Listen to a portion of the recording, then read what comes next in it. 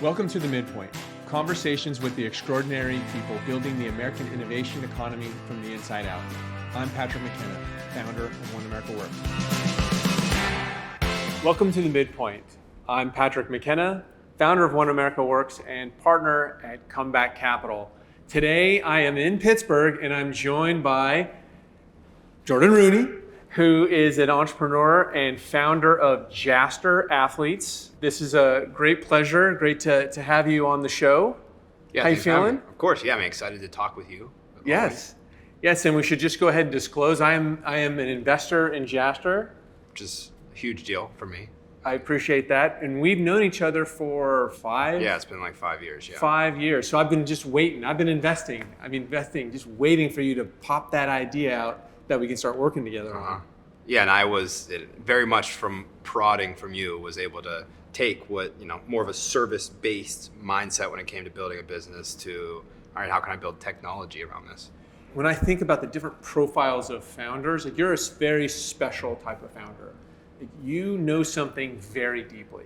Right? You know marketing, branding, and then the new thing that came up of NIL, name and likeness marketing. You were sitting at this really innovative point in a shift, right? Legal environment shift, the consumer market shift, the industry shifted, and you were an expert in it. What you weren't is you didn't have like the technology background of scaling technology and building a scalable business, but you were so curious about how to build a scalable business. That's what engaged our conversation. It's really been impressive to watch your journey. Thank you. Yeah, I think, a lot of it too is like AI in terms of tech is much more applicable to what I do. Like, when it comes to like developing an algorithm or developing some very specific type of software solution, but it's a little bit outside of how I could see fitting in with what we do. AI is something that, I can apply the understanding of what makes a successful prompt and add that into the things that we're already doing. I think that like AI, I would like to think a very creative brain, AI allows you to kind of apply technology in a creative manner. So for me, it was a matter of like, there wasn't a great technology out there. And then when I found about everything was going with AI, I was like, wait, this works. I understand this. So let's read everybody in the audience into what we're talking about, because it's gonna make a lot of sense when we talk about what the business. So can you take a step back and say, what is Jaster? So Jaster initially started as an athlete marketing, athlete creative agency. So what I always like to say, very simple brand positioning. It's a new way to market athletes.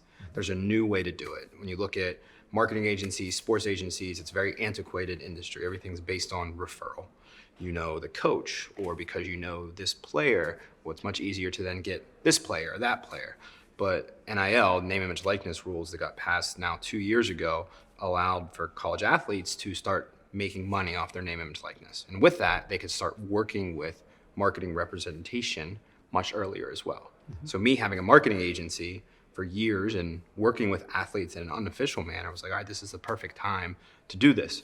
And so before NIL was getting passed, I'm like, all right, well, where's the gap? Where's the gap gonna be? And immediately I was like, all right, schools are gonna need help with this because they just have compliance people now. So I came up with the idea of being the first personal brand coach in the nation. And to be honest, I really didn't get paid that much. It was more like, let's make a statement, let's create some national news. And it's funny because now that position has now evolved into director of NIL. And there's 45 around the US right now, and every school will have a director of NIL. So I was essentially the first one. The first one. Click one was understanding marketing. Click two was branding. Click three was you understood the athletes market. And then NIL came in and you moved quickly to define the whole role. Yeah, from my perspective, I always look at it as how can you be known for that thing, right? You're gonna define a category. Well, in a way, you can kind of invent a category. And that's what I did. Like there's other people who've done, there's sports information directors, this one, that one, but like I'm gonna come up with something no one's ever done before. And that's gonna add value because I'm gonna be first. I'm gonna be first to market, and then we're gonna figure it out from there. And then once I did that, we were able to land a lot of athletes who are like, oh, first personal brand coach in the nation. Why would I not work with you to help with my branding? Mm-hmm. And so that was very much like the first stage of building the athlete creative agency. And then, to be honest, it was a lot of meeting you, and you were like, I've always wanted to work with you. I've always wanted to get you to invest. And I was just like, it's not investable. Like, it's not there. I mean, it's not you, it was the business model. Yeah, right. It's a service business. And, just the thing about it, I just didn't think that it was a business that should have venture capital, right? It's a service business, is really built around you, and taking outside investment would only really dilute your ownership and not accelerate you towards something that you can like build that had a lot of leverage in it. And, once I kind of presented back to you, say, what's scalable in this business? Your creative mind then took the next click when you started thinking about the next step. Yeah, I think it was a paradigm shift. And it's really like the framework of how I viewed how I was doing. Like it was very much so, okay, you build a brand, you create splash. Like that's really how I have gotten to be successful up to this point. Like understanding how to build a brand that wins attention. And my entire framework of how I viewed building a business was around that. We build our brand, we build their brands, we elevate what we do, more people know what we do, we win more clients. But after talking with you and understanding the framework of being able to automate things and develop things at scale, well, I'd heard about some things going on with AI. This was, almost a year ago now. 9 months. It was last summer. I remember we were talking about it. Yeah, it was last summer. And I was just like, well, there's a few things out right now that I love. And what I loved about it was it was DALL-E. And DALL-E was able to create graphics and create art through AI. And I was like, okay, there's something here. What if we use this? Mm-hmm. And then the more I started to learn, I'm like, okay, what are the problems we're seeing on the ground floor? I think this is what makes it unique of what we do. Because we had been in this service-based business with these athletes, we were seeing on the ground floor the problems they encounter daily. It wasn't like a lot of people have gone to NIL, like, oh, NIL's new, I'm gonna come up with an NIL business. Well, they didn't understand the problems that the athletes were facing, and they wouldn't know how to properly solve them.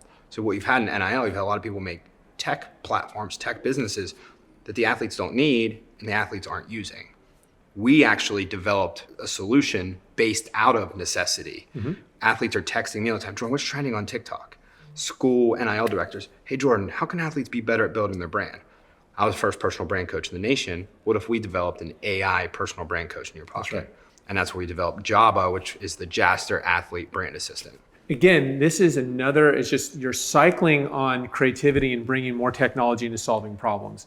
So the two problems that you solved heading into Java, one was the network effect, right? Like how do you use the influence that you're building for your clients, for the athletes, for them to actually 1 + 1 = more than 2? And then number 2 was like, how do you lower the cost of doing this valuable service, right? And then number 3 is how do you scale yourself? Yeah. This was the other big thing we were talking about is like you have this deep expertise about how to do this, but then how do you replicate yourself to give that high quality experience to more people? And this is where you came up with Java. It was right through that path. We were like uniquely positioned. It's luck, timing, hard work, like very uniquely positioned to where AI is just now coming about, ChatGPT is becoming huge, and in NIL space, athletes aren't getting a brand building resource that they need. And so exactly, you talked about like the network effect of us doing really good work. Like that's where I think like the service-based industry we were in helped because we spent so much time talking with them, learning about their problems, learning about the things that were missing. It was like we were spending our time doing focus groups in research of a product we didn't even know we were going to build. That's right. And then it allowed us to build more of that network effect because by doing such good work with these athletes and the schools, we build a reputation. And I'm not cold emailing people asking them, hey, do you want to buy our product? I'm just circling back with people that I've been talking to over the past 2 years. So this is probably a good point for me to tell you what really attracted me to working with you, beyond just your creativity and your energy, was really what was inspiring you. One of the first things you told me was that what is Jaster? Was that you wanted to help more athletes elevate their voice, right? Mm-hmm. You wanted to sincerely, I really believe that you sincerely were trying to figure out how to help next level down of athletes who hadn't really found their footing. They may not actually get in the NFL, but they had some passion, they had something to say. And I remember just the look in your eyes saying, I want to help more athletes build the influence, build a platform, and build their voice. This is what I think is the core of what you're doing. Does that sound right? To be honest, it hasn't changed since why I became an entrepreneur. Like when you talk about, following your North Star, for me, it's always been about winning the role model battle. Like growing up where I grew up, I felt like there was a loss when it came to the role model battle. People were following the wrong people. Then when social media became a thing, you had all the smart, rational people were like, I'm not building a brand early on. Right? And you had all the attention seekers and negative, controversial people were like, hey, I can't wait to build a brand. So we started losing the role model battle online. And then, so what I did was I developed a social media marketing agency run by high school students 8 years ago. It's like, we're going to win the role model battle here. We're going to teach young people how to build their brands. But I was always an athlete and always interested in sports. And then it hit me, it was like, this is the ultimate influencer. This is the ultimate role model. But they struggle to communicate because they just rely on their sport. And you have coaches telling them, hey, stay off Twitter, stay off Instagram. Social media is a tool just like anything else. TV, the newspaper, whatever. It's all a matter of how you use it. So for me, it's always looking at the role model baton. You have all these athletes who would be great if you could just help them to find their voice. There's so much integrity in what you're building, right? It's coming from your personal experience, a vision that you have, the way you want to change the world. And we just kind of go back to those clicks. It's like you just started doing it. And now the technology is catching up to the vision and allowing you to amplify. It's not like you woke up one day, well, there's AI and there's network effects and there's Instagram and there's NIL. I'm going to go and create a role model business, right? You know, this has actually been an evolution. I think this is also why you're able to see around the corners and over the horizon faster than other people. We was never trying to fit something that didn't fit, right? Like we were never desperate to create technology. It was really because we always wanted to have an impact, and it was hard to develop technology that would have an impact, but AI allows us to do that by being conversational, by being able to use, platforms like ChatGPT and integrate it with Instagram and train it based on all of the things we've learned. We're still able to have that impact in the way that we want. So let's go back to serendipity, opportunity meeting the moment, going back to January. Yeah. And we were texting back and forth because you were at the USC Tulane game. Yes. And my team, the USC, was losing, and you were kind of rubbing it a little bit. So it's okay, you got both sides to be cheering for. Yeah. And then later that night, something happened and really changed the trajectory of the business. Yeah. So this is, I guess, we haven't talked about this part here yet. When I started Jaster, I started with one of my good friends who was an NFL player. And, the reason why I started with him is because he was, for me, the embodiment of the type of player I would want to work with. Someone who's great on the field, but very much so cares about having an impact and building a business off the field. And so when I did, I was like, hey, if I'm going to do it, it's going to be with you and you're going to be our first athlete. Well, that athlete just turned out to be Damar Hanlin.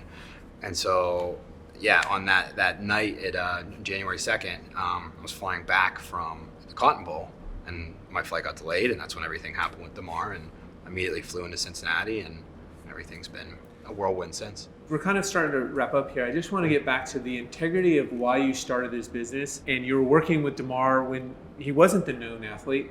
He knew his family. And when this moment happened, they turned to you.